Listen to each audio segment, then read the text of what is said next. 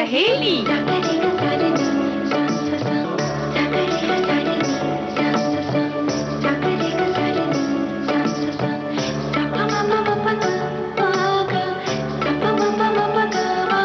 सखी सहेली।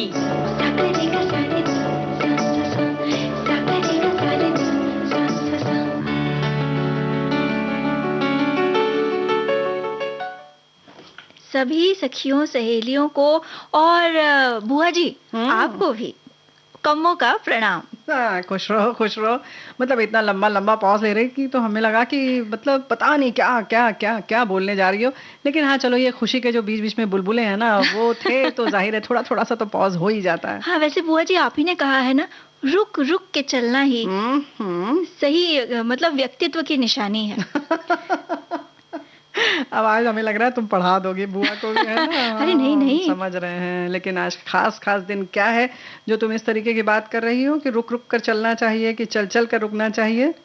आज कई खास दिवस हैं। जैसे सबसे पहले तो राष्ट्रीय खेल दिवस मना रहे हैं हम आज। तो ढेर सारी बधाई सभी खेल प्रेमियों को, जो खेलते हैं वो भी, और जो खेल के मैदान में खेलते हैं उन्हें भी, और जो खेल के मैदान के बाहर खेलते हैं उन्हें भी। और साथ ही बुआ जी आज हम मना रहे हैं परमाणु परीक्षण के विरुद्ध अंतर्राष्ट्रीय दिवस। जी, यानी कि पूरा विश्व मना रहा है। और विश्व जल सप्ताह है, 23 अगस्त से शुरू हुआ, 1 सितंबर तक चलने वाला ये सप्ताह है। तो पानी की बचत के बारे में बात करना बहुत जरूरी है। और भाई जो दिन चल रहे हैं इनके लिए तो मेहंदी की जो महक है खूब उड़ रही है आजकल, तो उसके बारे में बात करेंगे। और क्यों उड़ रही है, तुम तो मुस्कुरा रही हो, समझ में आ रहा है कि क्यों उड़ रही है? वो तभी बताएंगे। और आज खास दिन है, धारावाहिक लेकर हाजिर हैं हम, चित्रलेखा। इसकी 21वीं कड़ी आज सुनी जाएगी। यही तो हम कह रहे हैं। लेकिन आज महिला साहित्यकार का दिन है, यानी सखी विशेष में हम किनको लेकर हाजिर हैं? आज हम लेकर आए हैं डॉक्टर रोज केरकट्टा के बारे में थोड़ी जानकारी। तो उनके बारे में, उनकी रचनाओं के बारे में बात करेंगे। लेकिन जो पूरा विश्व है, पूरा विश्व क्यों, देखो भाई हम सब कमो बहुरिया चाहते हैं कि खुश रहें, शांति से रहें, कोई झंझट ना हो। लेकिन छोटे छोटे प्रयास मिलते हैं तब जाके कोई विश्व स्तर पर कुछ हो सकता है। बिल्कुल। लेकिन फिर भी सब अपनी अपनी शक्ति परीक्षण में लगे रहते हैं। परमाणु उसी में से एक है, छोटी सी चीज। अरे बुआ जी ये छोटी चीज नहीं है, ये तो बहुत बड़ी बहुत मतलब बड़ी चीज है। और अच्छा, कुछ हद तक गंभीर भी है। अगर कुछ हद तक अरे जानलेवा है, पूरी तरह से गंभीर है बिटिया। तो देखो, इसी के मद्देनजर हर साल 29 अगस्त को ये दिन जो मनाया जाता है, यानी परमाणु परीक्षण के विरुद्ध अंतर्राष्ट्रीय दिवस। और इसके पीछे जो उद्देश्य है ना बुआ जी, वो भी यही है कि परमाणु परीक्षण हो, चाहे हथियार हो, परमाणु हथियार हो या परमाणु विस्फोट हो, उनके जो हानिकारक प्रभाव हैं उसके बारे में आम जन जो है उनके बीच जागरूकता आए। यही तो हम कह रहे हैं कि देखो भाई शांति से रहना चाहिए। और इसलिए ये सबसे होने वाली जो नुकसान है उसके बारे में अगर चर्चा नहीं करेंगे तो डरेंगे कैसे? बिल्कुल। तो डरना बहुत जरूरी है। और ये डराने के लिए 2 दिसंबर 2009 को संयुक्त राष्ट्र महासभा के जो सत्र हुआ था, वो 64वां सत्र था बहुरिया। तो परमाणु परीक्षण के विरुद्ध 29 अगस्त को अंतर्राष्ट्रीय दिवस घोषित कर दिया गया। मतलब पहले प्रस्ताव पारित हुआ, फिर घोषित हो गया ये दिन, और बस 2010 से हम लोग मनाने लगे। तो भाई अंतर्राष्ट्रीय स्तर पर जब 2010 में मनाया गया तो आज हम मना रहे हैं। और केवल परमाणु नहीं बल्कि जो भी इस तरीके की चीजें हैं जो घातक हैं उन सब से हमें बचना चाहिए और उसका विरोध करना चाहिए, है कि नहीं? बिल्कुल, क्योंकि बुआ जी ये जो हम पर्यावरण से सीधे तौर पर जुड़े हैं, तो पर्यावरण की रक्षा चाहे वो किसी भी स्तर पे हो, हमारी एक विशेष कहते हैं ना जिम्मेदारी बनती है। और जब पर्यावरण की बात आती है तो इन दिनों जो सबसे गंभीर विषय है क्या, मेहंदी बहुत हो रही है? गंभीर विषय देखो ये हमेशा से रहा है, है ना?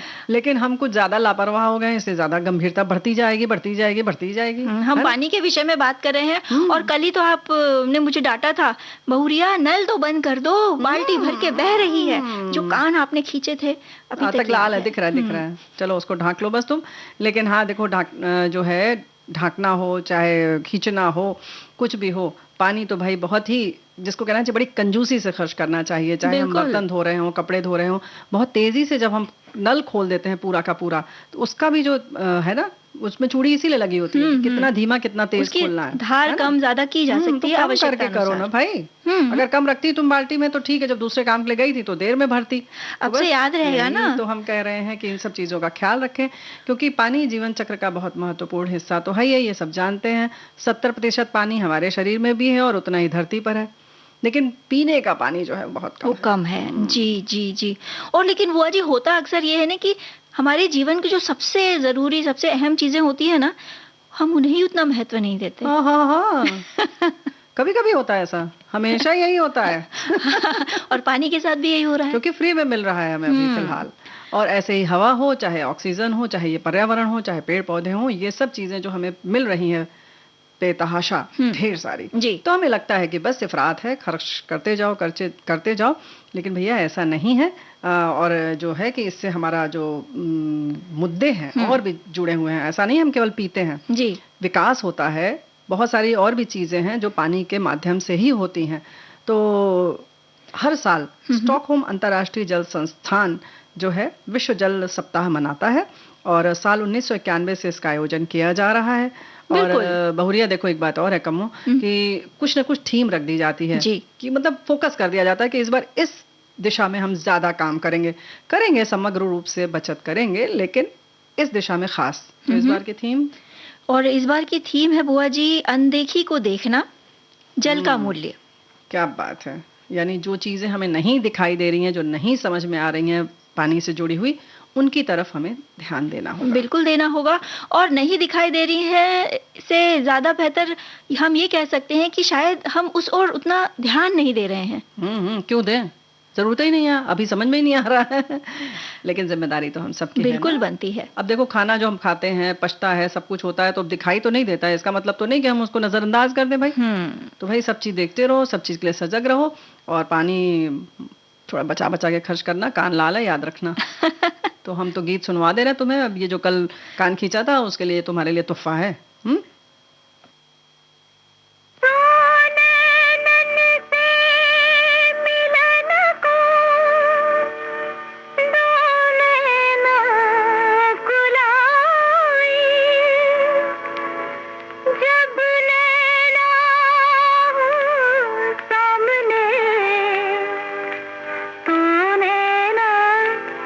झुक जाए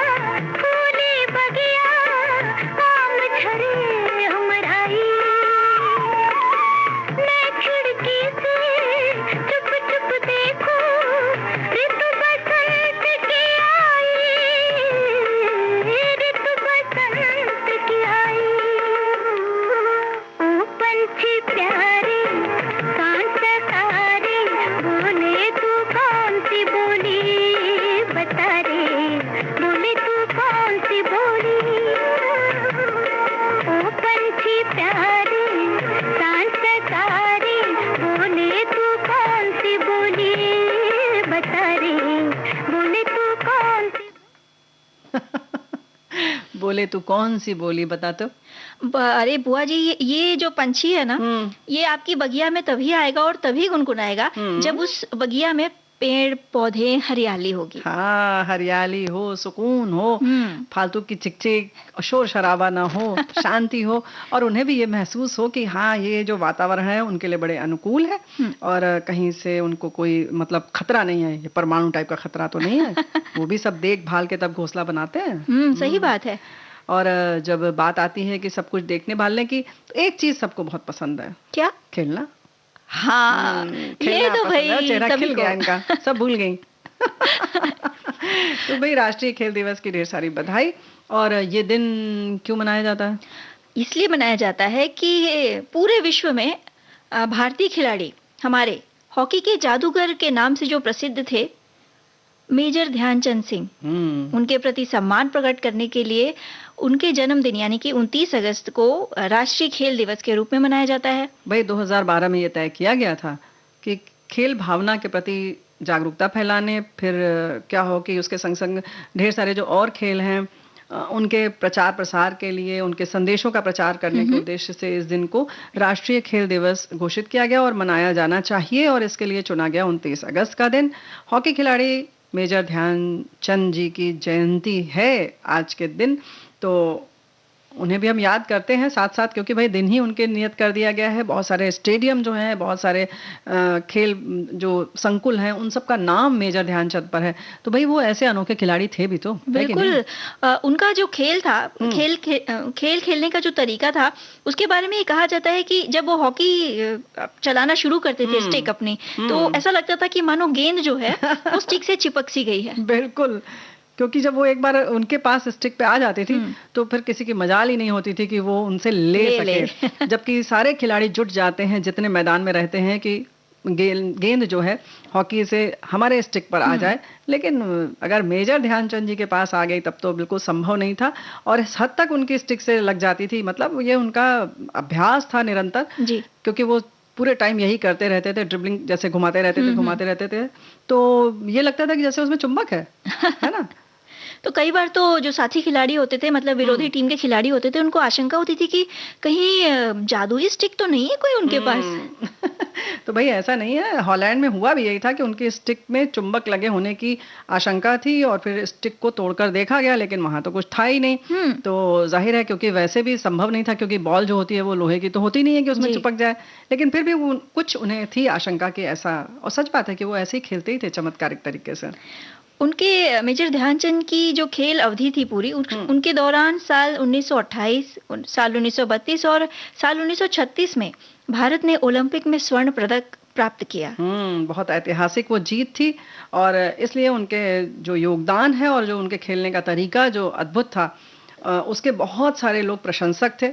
और उस समय के जितने भी अंतर्राष्ट्रीय स्तर के भी जो राजनेता थे या जो भी खास लोग थे, वो सब बहुत प्रभावित थे और जाहिर है कि इसलिए विश्व स्तर पर इस दिन को नियत किया गया, उनके जन्मदिन को जी। और हॉकी में उनका जो योगदान था, उसे देखते हुए साल 1956 में उन्हें पद्म भूषण से सम्मानित किया गया और खिलाड़ियों को उनके नाम पर बहुत सारे पुरस्कार भी दिए जाते हैं, है ना। राष्ट्रपति द्वारा राष्ट्रीय खेल पुरस्कार भी सम्मानित किया जाता है, जिसमें प्रमुख है राजीव गांधी खेल रत्न, ध्यानचंद पुरस्कार, द्रोणाचार्य पुरस्कार, अर्जुन पुरस्कार जी। लेकिन ध्यानचंद जी का नाम जो है वो वाकई अमर है और हॉकी की जब बात आती है तब मेजर साहब का नाम सबकी ज़बान पर आई। बिल्कुल। तो और इसीलिए अब खेल के प्रति जो एक भावना थी ना कि खेलोगे कूदोगे तो होगे खराब, अब वो बदल के हो गई है कि मतलब खेल के प्रति आप जितनी तत्परता दिखाएंगे, जितना उसके प्रति आप सजग रहेंगे, शारीरिक मतलब कसरत तो होगी ही, व्यायाम, शरीर तो अच्छा रहेगा ही, लेकिन आप अपने देश के लिए भी कुछ ना कुछ करने की क्षमता भी रखेंगे और अब बहुत उज्जवल भविष्य हो गया है, यानी कि एक व्यवसाय के तौर पर इसे अपनाया भी जा रहा है। अब पहले था कि लोग परेशान रहते थे क्योंकि उनको फिर रोजी रोटी के लिए कुछ और करना पड़ता था, तो जाहिर है कि इतना प्रश्रय नहीं मिल रहा था। अब लेकिन बहुत सारे उजागर हो चुके हैं, बहुत सारे रास्ते खुल चुके हैं, तो खेलिए कूदिए, खूब खुश रहिए। और खेलना हमें लगता है कमो बेटिया सबको बहुत अच्छा लगता है। हाँ, हमें भी बहुत अच्छा लगता है, लेकिन हम बैठे खेल खेलेंगे बुआ जी। अच्छा, लेकिन गीत भी तो बहुत अच्छा लगता है। गीत सुन के। अच्छा, उसके संग संग चलो ठीक है।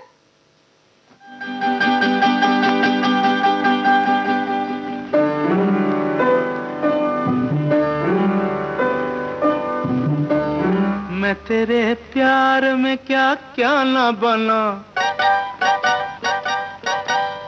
मैं तेरे प्यार में क्या क्या ना बना दिलबर। जाने ये मौसम, जाने ये मौसम। मैं घटा प्यार भरी, तू है मेरा बादल। जाने ये मौसम, जाने ये मौसम। मैं तेरे प्यार में क्या क्या न बना दिलबर। जाने ये मौसम, जाने ये मौसम।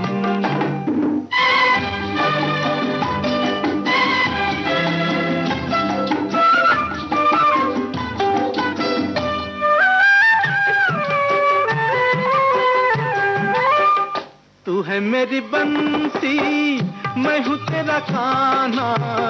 तू है मेरी बंसी,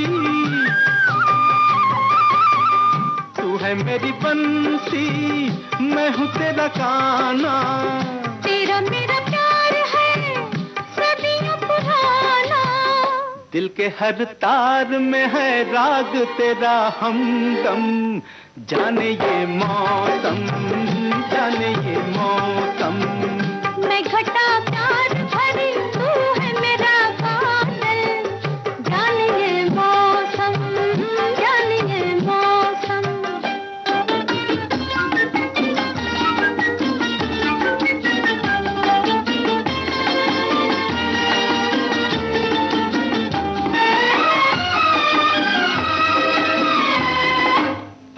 तू है मोरा फुलवा, मैं हूँ तेरी खुशबू। तू है मोरा फुलवा, तू है मोरा फुलवा, मैं हूँ तेरी खुशबू। देश विदेश माँ संग संग घूमूं। तू है गुलजार मेरा, मैं हूँ तेरी शबनम। जाने ये मौसम, जाने ये मौसम। मैं तेरे प्यार में क्या क्या ना बना दिलबर। जाने ये मौसम, जाने ये मौसम।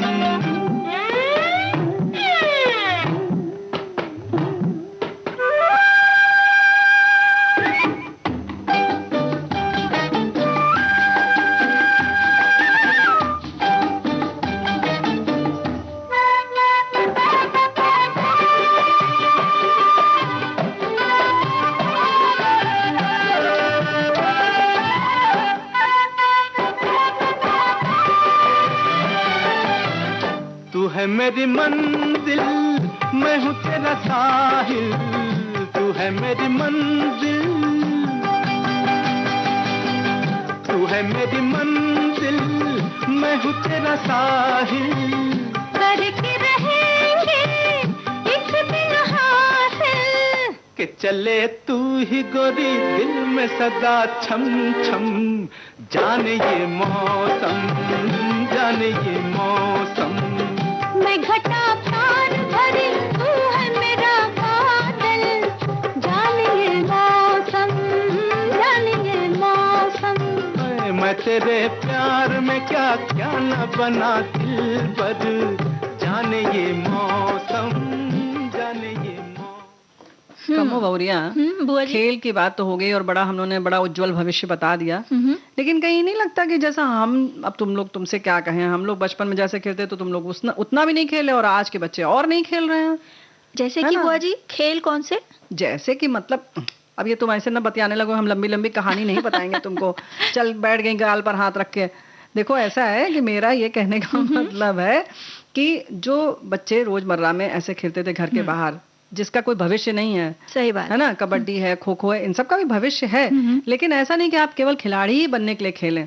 ये रोजमर्रा वाला जो खेल है, छुपन छुपाई है, लंगड़ी टांग है, गिट्टक है जो हम लोग खेलते थे, सिकड़ी है और क्या क्या इक्कड़ दुक्कड़ खेलते थे, बिल्कुल। तो वो सब नहीं खेल रहे हैं ना। छुपन छुपाई खेलो भाई, छुआछूत खेलो जिसमें कि पकड़ के भाग जाते थे, विष अमृत खेलते थे। हाँ। तो वो जो व्यायाम है वो बहुत जरूरी है। तो हमारे एक साथी ने बहुत अच्छा लिख कर भेजा है, देखो प्रगतिशील और आधुनिक बनने के दौड़ में हम अपने स्वास्थ्य से खिलवाड़ कर रहे हैं। खेल का महत्व जैसे हम भूलते जा रहे हैं। आज के बच्चे मोबाइल, लैपटॉप और वीडियो गेम्स में ही खेल खेलते हैं, परंतु खेल का महत्व बच्चों की बढ़ती ग्रोथ के साथ जानना बहुत आवश्यक है। स्वस्थ शरीर में ही स्वस्थ मस्तिष्क का निवास संभव है और शरीर को स्वस्थ मजबूत बनाने के लिए खेल अनिवार्य है।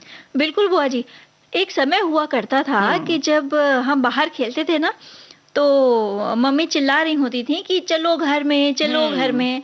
और अब आज का जो समय है उसमें हम जो माता पिता चिल्ला रहे होते हैं कि बाहर जाओ, बाहर जाओ। थोड़ी देर के लिए तो बाहर निकलो। सही बात है, यही तो हम कह रहे हैं कि इन सब चीजों पर ध्यान देना बहुत जरूरी है। और हमारे एक श्रोता ये भी कह रहे हैं कि राष्ट्रीय खेल दिवस विभिन्न देशों में राष्ट्रीय खेल टीमों और उन देशों की खेल परंपराओं का सम्मान करने के लिए मनाया जाता है। और इस दिन विभिन्न आयु वर्ग के लोग कबड्डी है, मैराथन, बास्केटबॉल, हॉकी आदि खेलों में भाग लेते हैं। बिल्कुल, ये बात बिल्कुल सही है कि अगर मतलब ये इसका उद्देश्य हो चाहे ना हो, लेकिन खेल दिवस का मतलब होना यही चाहिए कि सब लोग कुछ कुछ खेलें, कुछ आयोजन हो और बच्चों में एक परंपरा पड़े कि नहीं, हमें ये आज के दिन इससे मुक्ति लेनी है, इनसे छुटकारा लेना है, इनको कहीं किनारे रख देना। किसको? मोबाइल को। हाँ, मोबाइल को, लैपटॉप को, कंप्यूटर को, और उसके बाद बाहर खुले आसमान के नीचे, घास के मैदान में, चाहे मिट्टी के मैदान में, हमें कुछ न कुछ जरूर खेलना है ना।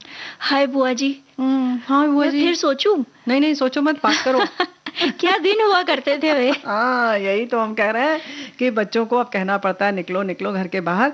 लेकिन भाई ये सब चीजें जो हैं फिर भी अगर जरूरत पड़ रही है तो कहिए, क्योंकि जैसे पानी की बचत के लिए कहना बहुत जरूरी है। हम लोगों ने आज बात की, हमारे साथी ने 4 पंक्तियां बहुत सुंदर लिखी हैं। पानी जल नीर हूं मैं, मुझे यूं ना व्यर्थ बहाया करो, बन पड़े जितना भी तुमसे मुझे उतना तुम बचाया करो, तुम्हारे जीवन में जान मुझसे है ये बात कभी न भुलाया करो।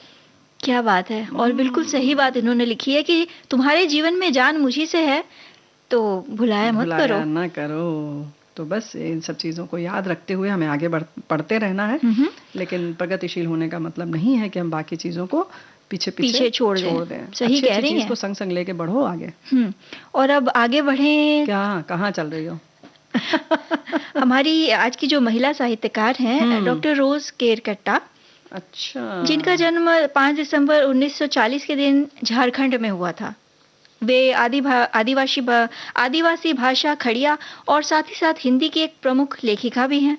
साथ ही साथ शिक्षाविद और मानव अधिकारों के लिए लड़ने वाली एक आंदोलनकारी भी रही हैं। यानी कि केवल साहित्यकार नहीं रही है। माँ मर्था केरकेट्टा और पिता एतो खड़िया उर्फ प्यारा केरकेट्टा, जो खुद एक लोकप्रिय शिक्षक हैं। यानी कि पिताजी इनके शिक्षक थे, समाज सुधारक, राजनीतिज्ञ और सांस्कृतिक अगुवा भी थे। उनकी ये बेटी है जी।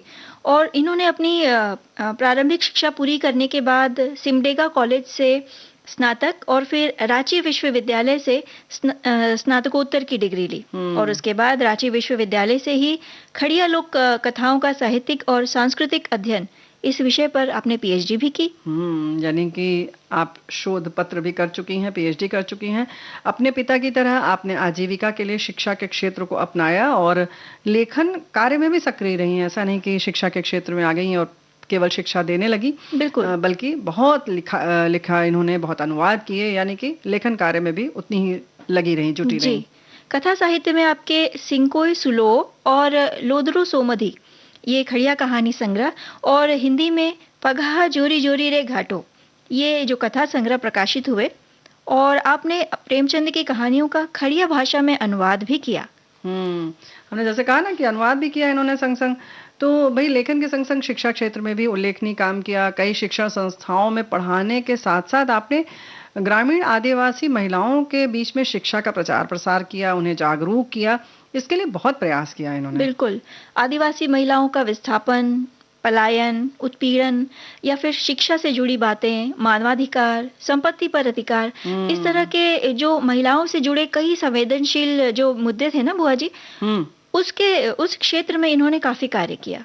तो यही तो हम कह रहे हैं, और केवल हम नहीं कह रहे। देखो हमारे साथी ने लिखकर भेजा है कि रोज केरकेट्टा 5 दिसंबर 1940 आदिवासी भाषा खड़िया और हिंदी की प्रमुख लेखिका, शिक्षाविद, मानवाधिकार कर्मी हैं। आपका जन्म सिमडेगा, इन्होंने भी लिखा है, कई सारा सुंदरा टोली गांव में खड़िया आदिवासी समुदाय में हुआ। झारखंड की आदि जिजीविका और समाज के महत्वपूर्ण सवालों को सृजनशील अभिव्यक्ति देने के साथ ही जन आंदोलनों को बौद्धिक नेतृत्व प्रदान करने तथा संघर्ष के हर राह में आप अग्रिम पंक्ति में रही हैं।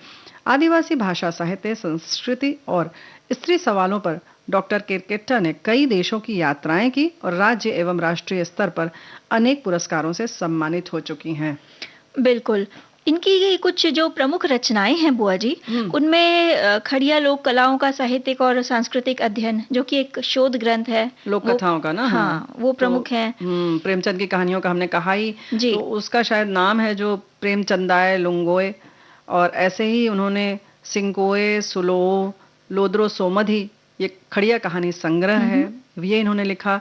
ऐसे ही खड़िया निबंध संग्रह भी है इनका, लेकिन खड़िया कविता और लोक कथा संग्रह जो है उसे हिप्पड़ अवकैंग कहते हैं जी। और गद्य पद्य संग्रह भी है, ऐसा नहीं है कि केवल इन्होंने यही लिखा है।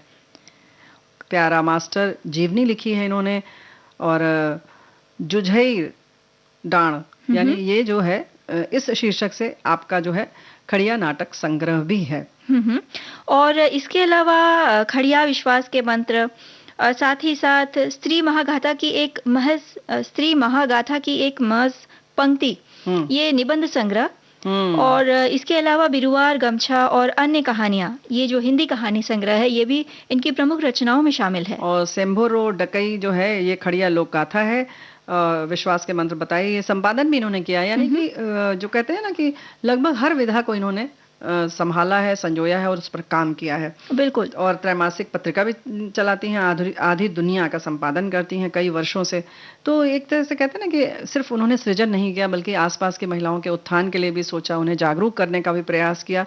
तो एक पूरा एक अच्छे समाज के निर्माण में आपका जो योगदान है वो बहुत अच्छा है, उसे हम नमन करते हैं। बिल्कुल। और प्रेरणा ले सकते हैं। बिल्कुल ले सकते हैं बुआ जी। और इनकी जो कहानी संग्रह है वो कई अन्य भाषाओं में उनका अनुवाद भी उपलब्ध है। तो मतलब ऐसी कहानियां हैं, इसीलिए तो अनुवाद हुआ, और ये स्वयं भी अनुवाद किया इन्होंने। ये तो अच्छी बात है कि इसी तरह से साहित्य का आदान प्रदान होता रहता है जब ऐसे रचनाकार होते हैं। और हम अब क्या करने वाले हैं, ऐसी तो इनकी बहुत सारी बातें हैं। इनको पुरस्कार भी मिले, राष्ट्रीय स्तर पर भी, राज्य स्तर पर भी, मध्य प्रदेश सरकार से भी सम्मानित किया गया इन्हें जी। लेकिन अब हम ऐसा करते हैं, गीत सुन लें, समय है, या तो अंतराल का समय कह दो। अंतराल का समय तो समझ में ही नहीं आता है, तुम लोग पता नहीं कब क्या बोल देती हो। बुआ जी नाराज क्यों हो रही हैं? अंतराल का समय आ रहा है। हमें भी पसंद नहीं, हमारे श्रोताओं को भी नहीं पसंद है, लेकिन ठीक है, अब अंतराल है तो लेना ही पड़ेगा। कि मेहंदी जो है, मेहंदी के बारे में तो बात करनी है। तुमसे कल कहा था कि ले आना सुरख कर, तो ले आई कि नहीं ले आई पहले बता दो, तब अंतराल लेंगे तो हमें भी निश्चिंती रहेगी। वो अंतराल के बाद ही बताएंगे। अच्छा।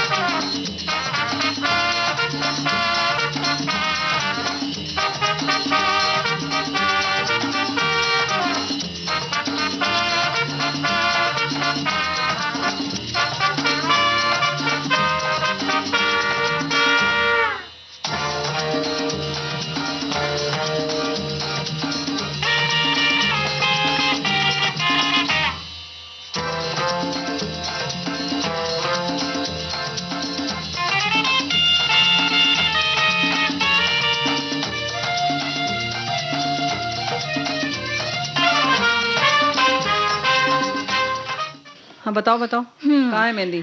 भाई सखी सहेली कार्यक्रम में सबका स्वागत तो कर लें फिर से। चलो, हमारा तो निगाह भैया मेहंदी पर है।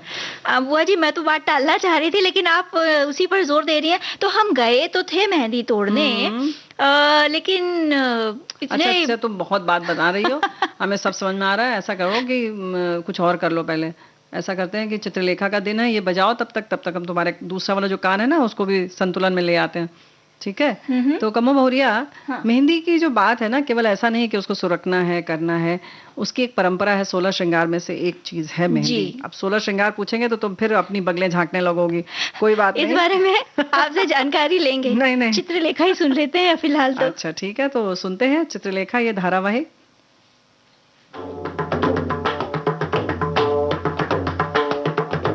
चित्रलेखा प्रतिष्ठित कथाकार भगवती चरण वर्मा का बहुआयामी उपन्यास चित्रलेखा।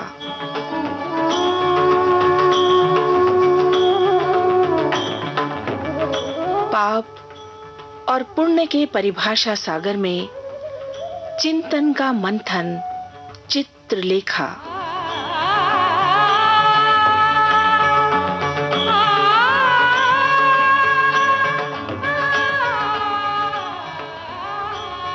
बीजगुप्त और कुमारगिरी अर्थात चिंतन की गंगा और यमुना, और ये एक दूसरे से आकर मिली हैं चित्रलेखा के तट पर। भीतर ही भीतर बहकर चित्रलेखा तक एक तीसरी धारा भी आई है, यशोधरा। क्या ये त्रिवेणी संगम चित्रलेखा के जीवन को तीर्थ बना पाएगा? आइए पढ़ते हैं आज की कड़ी।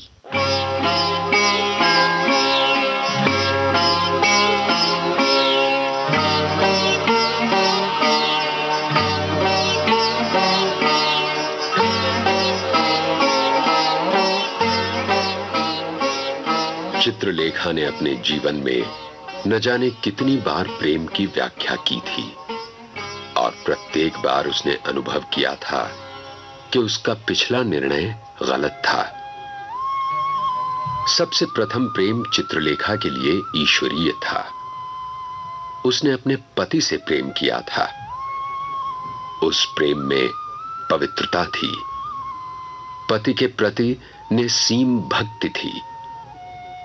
पति से प्रेम में चित्रलेखा ने अपने अस्तित्व को पति के अस्तित्व में मिला दिया था।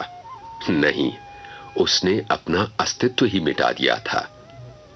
वो हंसती थी पति को प्रसन्न करने के लिए, वो बोलती थी पति को प्रसन्न करने के लिए, यहां तक कि उसका अस्तित्व था केवल अपने पति के लिए। उसके जीवन का प्रत्येक पल उसके पति को समर्पित था। पति उसका विश्व था, परमेश्वर था और अस्तित्व था, और पति के प्रेम में उसे कितना सुख था। पति से प्रेम उसके आत्म बलिदान की पराकाष्ठा थी, और आत्म बलिदान में कितना सुख होता है यह आत्म बलिदान करने वाला ही जानता है। पति की मृत्यु के बाद उसका संसार अंधकारमय हो गया। उसे अनुभव हुआ कि उसकी साधना तथा तपस्या ये सब व्यर्थ गए। उसने कभी कभी आत्महत्या की भी बात सोची, पर आत्महत्या महान पाप है, वो ये जानती थी। उसे बताया गया था कि तपस्या जीवन का प्रधान अंग है और विधवा का कर्तव्य है संयम युक्त साधना। चित्रलेखा ने यह भी किया, पर यह उसके लिए कठिन था। जिस समय तक पति जीवित था वो पूजा कर सकती थी, तपस्या कर सकती थी और साधना में रत रह सकती थी, क्योंकि इन सब का एक केंद्र स्थित था, एक आधार उसके पास था। केंद्र के टूट जाने पर तन्मयता विचलित हो गई, विश्वास अपना आधार न पाकर डिग गया। इसके बाद उसने कृष्णादित्य से प्रेम किया। इस बार प्रेम दैवी न था, प्राकृतिक था। इस बार प्रेम में भक्ति न थी, केवल आत्मविस्मरण था। इस बार प्रेम में अपना अस्तित्व मिटाना न था, वरन अपने और अपने प्रेमी के अस्तित्व को एक में मिला देना था। कृष्णादित्य से प्रेम में चित्रलेखा ने प्रथम बार पिपासा का अनुभव किया। वो चौंक उठी। पिपासा के महत्व को वो न जानती थी। पति के प्रेम में तो उसने अपने को मिटा ही दिया था, फिर पिपासा कैसी? इस बार चित्रलेखा ने अपनी इच्छाओं का अनुभव किया। अपने उद्गारों के उग्र रूप को देखकर वो पहले तो कुछ डरी, फिर उसे सुख हुआ। इस बार उसने अपने जीवन का अनुभव किया। प्रेम भक्ति नहीं है, इसलिए एक ओर से नहीं होता। प्रेम संबंध है, वो दोनों ओर से होता है। प्रेम आत्मा के पवित्र संबंध को कहते हैं। प्रेम में कंपन होता है, पिपासा होती है, आत्मविस्मरण होता है। वहां तृप्ति का कोई स्थान नहीं। प्रेम में आत्म बलिदान होता है, पर वो एक ओर से नहीं, दोनों ओर से। कृष्णादित्य भी चला गया। इस बार चित्रलेखा ने देखा कि प्रेम अमर नहीं है। एक पवित्र स्मृति प्रतिदिन धुंधली होती हुई मिट भी सकती है। बीजगुप्त चित्रलेखा के जीवन में आया। इस बार चित्रलेखा ने प्रेम में केवल पिपासा और कभी-कभी आत्मविस्मरण का अनुभव किया, आत्म बलिदान का नहीं। इस बार उसने प्रेम की मादकता को देखा।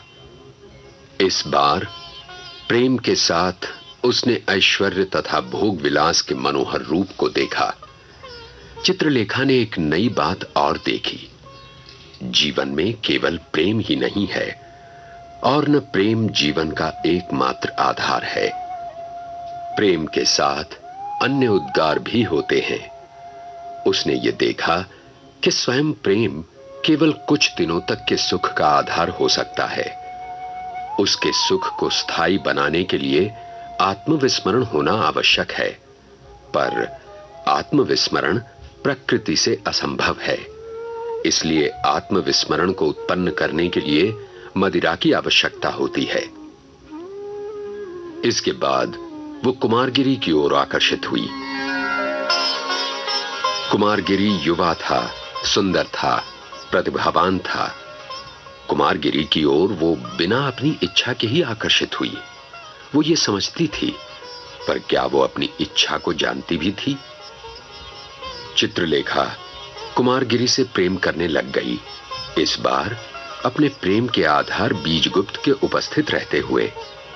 इसलिए चित्रलेखा को कुमारगिरी के पास जाने का साहस न हुआ था।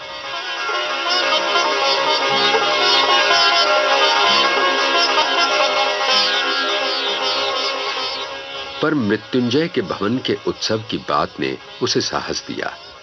साहस के साथ उसकी मनुष्यता को धोखा देने का एक बहाना भी दिया। उसने मन में कहा, बीजगुप्त को सुखी बनाना मेरा कर्तव्य है। उसे मुक्त कर देना ही मेरा महान त्याग होगा और उसके जीवन को सार्थक बनाना होगा। मुझे बीजगुप्त को छोड़ देना ही पड़ेगा, सदा के लिए छोड़ देना पड़ेगा।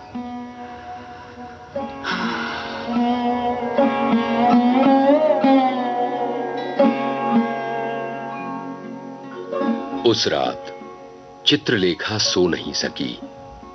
वो इन्हीं बातों पर विचार करती रही।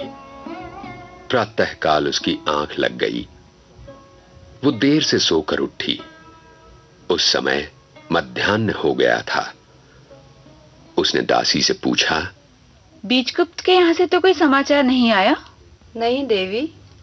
चित्रलेखा ने स्नान किया। भोजन करने से उसने इनकार कर दिया। रथ लाए जाने की आज्ञा देकर वो वस्त्रागार में गई। उसने अपने सारे आभूषण उतार दिए। एक केसरिया रंग की रेशमी साड़ी निकालकर उसने पहन ली। अपने केश उसने उस दिन नहीं बांधे। रथ उस समय तक द्वार पर आ गया था। चित्रलेखा ने बीजगुप्त को एक पत्र लिखा। दासी को उसने आज्ञा दी कि वो संध्या समय तक न लौटे तो वो पत्र बीजगुप्त को दे दिया जाए। इसके बाद उसने घर का भार अपनी एक विश्वस्त दासी को सौंपा। वो दासी आश्चर्य में थी। चित्रलेखा ने केवल इतना ही कहा, आश्चर्य न कर सुनैना, मैं कुछ दिनों के लिए इस वैभव को छोड़ रही हूं। जब तक मैं न लौटूं तब तक यहाँ की स्वामिनी तुम हो।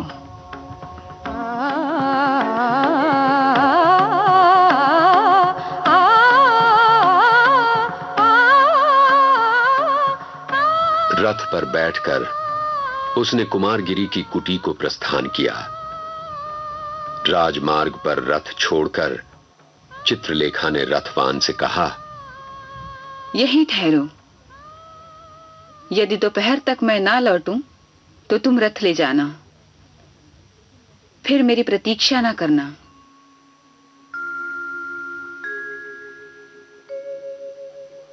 जिस समय चित्रलेखा कुमारगिरी की कुटी में पहुंची, कुमारगिरी ध्यानावस्थित बैठे थे। चित्रलेखा वहीं बैठ गई। प्रायः 1 पहर बाद कुमारगिरी ने अपनी समाधि तोड़ी। उसने आंखें खोली तो देखा चित्रलेखा सामने बैठी हुई थी। चित्रलेखा के नेत्र बंद थे। वो कुछ सोच रही थी। उसके शरीर पर केवल एक वस्त्र था। कुमारगिरी ने अभी तक चित्रलेखा का उतावला तथा ऐश्वर्य में उन्मत्त सौंदर्य ही देखा था। इस बार उसने शांत और तेज से भरी हुई चित्रलेखा को देखा। चित्रलेखा के पीले तथा कृश मुख पर शांति की आभा ने उसकी लोलुपता को ढक लिया था। मंत्रमुग्ध सा कुमारगिरी चित्रलेखा की सुंदरता को निरख रहा था। कुमारगिरी ने धीरे से कहा, नर्तकी,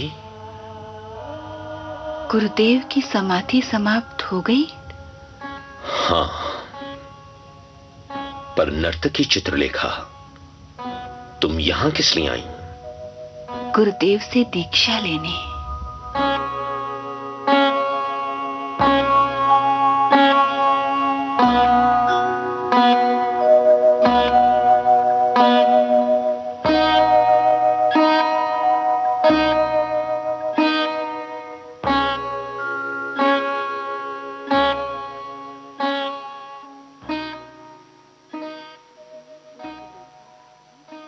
चित्रलेखा कुमारगिरी के पास दीक्षा लेने आई थी अथवा बीजगुप्त से मुक्त होने? और क्या मुक्ति के इस मार्ग में एक नया बंधन उसकी प्रतीक्षा नहीं कर रहा था? अपनी इस जिज्ञासा के साथ अब हम प्रतीक्षा करेंगे अगली कड़ी के पठन की।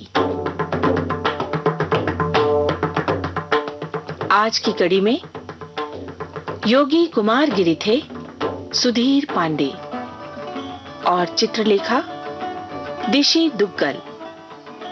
उपन्यास चित्रलेखा के सूत्रधार हैं हरीश भीमाणी।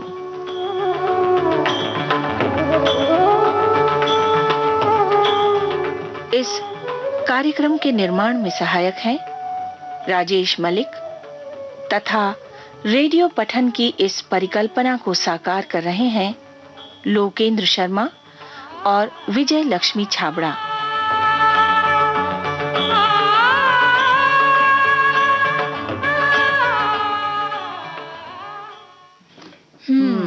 कहाँ है मेहंदी? हाय बुआ जी, इतना लंबा चित्रलेखा सुन लिया, आप अभी तक मेहंदी पर अटकी हैं? नहीं, जब चित्रलेखा सुन रहे थे तो पूरी तरह से उसी में अटके हुए थे, क्योंकि इतना बढ़िया ये पठन है, जो कहना चाहिए कि ऑडियो बुक जो है वो बहुत सुंदर बनी है बिटिया। बिल्कुल। लेकिन देखो ऐसा है कि अभी कल है तीज, हरितालिका तीज है, बहुत सारी जगहों पर इसे केवड़ा तीज भी कहते हैं, खास तौर से गुजरात में। अब केवड़ा तीज, अब देखो ऐसे ऐसे नाम है ना बहुरिया, हम ये कहते हैं कि हमारा जो देश है ये वर्ल्ड फेमस ऐसे ही नहीं है, है ना। देखो अब केवड़ा तीज है तो केवड़ा क्या होता है इसके बारे में लोग जानकारी हासिल करते हैं, उसका फूल ढूंढते हैं। फूल नहीं मिलता है तो कम से कम पत्ती ही बालों में लगाती हैं बहनें हमारी सब। हाँ, सब बिटिया बहुरिया यही करती हैं। कल जब सजेंगी तो गुजरात में खास तौर से ये केवड़ा लगाएंगे छोटा सा, कहीं इसे ढूंढ ढांड के लाया जाएगा इसका फूल। अब इस चक्कर में आप अपने आसपास लगाओगे तो बस अब तुम इधर उधर बात हमें फिर भटका दिया इस लड़की ने। हमें मेहंदी चाहिए जो कि भाई ये बड़ा कटीला भी है, पुष्प भी है इसमें। और इसका जो वानस्पतिक जो नाम है ना बुआ जी, वो थोड़ा टेढ़ा सा है। वो सब वनस्पतिक नाम ऐसे ही होता है। लसोनिया इनर्मिस वही से अच्छा तो मेहंदी अच्छा है ना। हाँ, हिना भी अच्छा है, हीना भी कहते हैं, हिना भी कहते हैं। और इसका जो कुल है, कहते हैं ना कि प्रजाति जो है जी लिथेसियाई है, तो कांटेदार पौधा होता है, लेकिन पुष्पीय पौधा भी इसे कहा जाता है। और ये उत्तरी अफ्रीका, अरब देश, भारत और पूर्वी द्वीपीय समूह में पाया जाता है। अच्छा, लगाना बड़ा आसान है, इधर से डंडी तोड़ के कहीं भी खोज दो, फस लग जाता है, ज्यादा देखना वेखना नहीं पड़ता है। इसीलिए देखो घर के जो सामने की बगिया होती है, और चूंकि इसमें कांटा रहता है तो बाड़ की तरह भी लगाया जाता है, जो फेंसिंग करते हैं ना, बिल्कुल वो बिल्कुल भी कर लिया जाता है, और खूब घना भी रहता है। हाँ, और कभी कभी तो ये यूं ही बस जंगली रूप में किसी ताल के किनारे ये ऐसे ही उगाती हैं। आसान है ना। हाँ। अब इसकी ऊंचाई जो है 8-10 फुट रहती है, तो घर की जो जो बाउंड्री वॉल जैसे कहते हैं, तो जी। इसकी जगह पर इसको लगा देते हैं, तो हरियाली भी रहती है, ठंडक भी रहती है, आसानी से लग भी जाता है, अच्छा भी लगता है। और इसके जो छोटे छोटे फूल होते हैं ना, सफेद रंग के या हल्के पीले रंग के फूल जो गुच्छे में निकलते हैं, जो वातावरण को खासतौर से रात में बहुत इसकी भीनी भीनी खुशबू अच्छी लगती है। फिर तो मुस्कुरा रही हो। भीनी भीनी खुशबू की बात आई तो इन्होंने कहा गाना भी सुन लिया जाए। हाँ, गाना सुनेंगे बुआ जी। और ना कल तीज की तैयारी तो करनी है। हाँ। तो मेहंदी का पूरा इंतजाम हम किए हुए हैं, बस कार्यक्रम खत्म हुआ नहीं और हम दोनों चले नहीं। अरे पहले गाना तो सुनाओ। अभी लीजिए।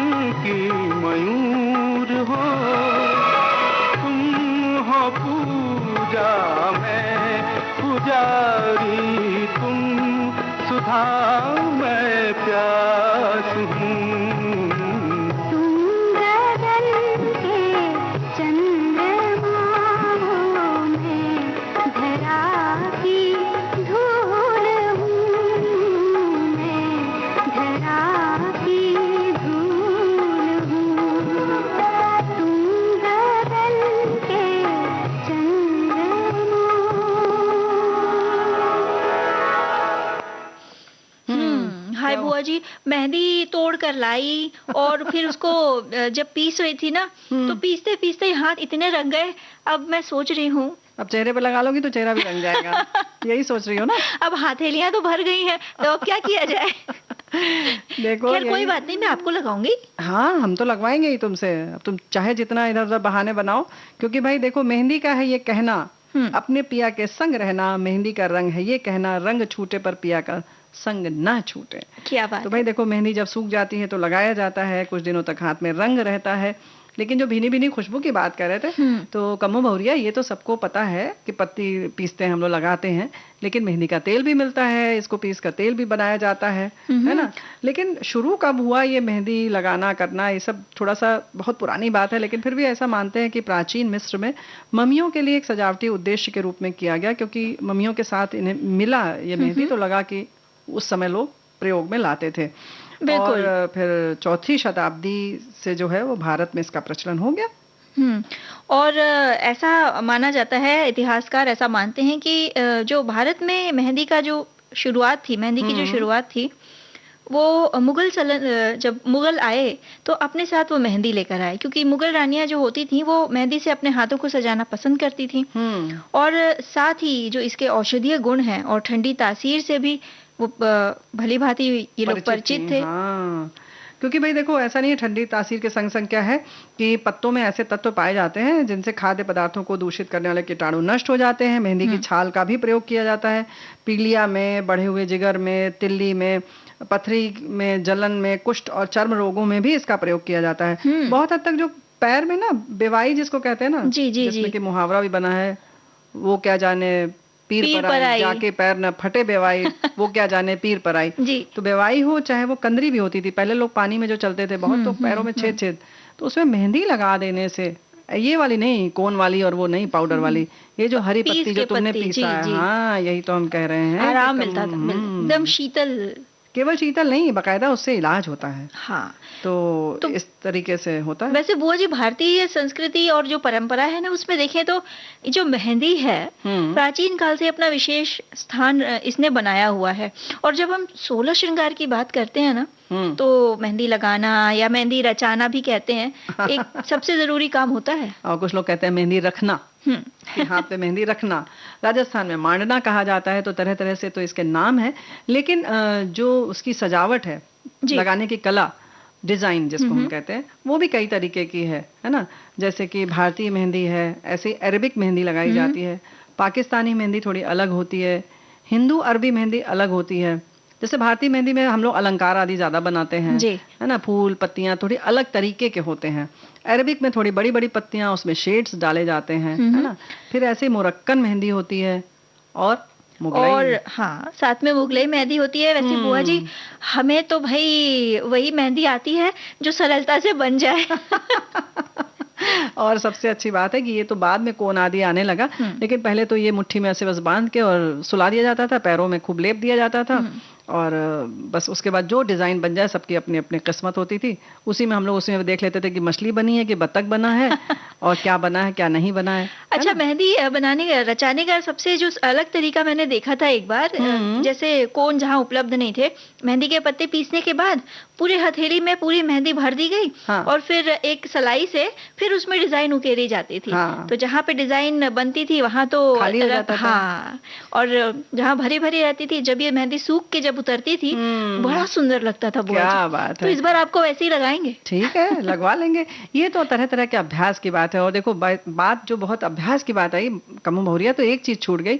मेजर ध्यानचंद जी के बारे में ये भी कहा गया था, मतलब कहा नहीं गया था, ये तो सत्य घटना है, कि एक बार खेल चल रहा था और उन्होंने 3 बार गोल दागा और पोस्ट से वो बाहर चला गया, मतलब गोल हुआ नहीं।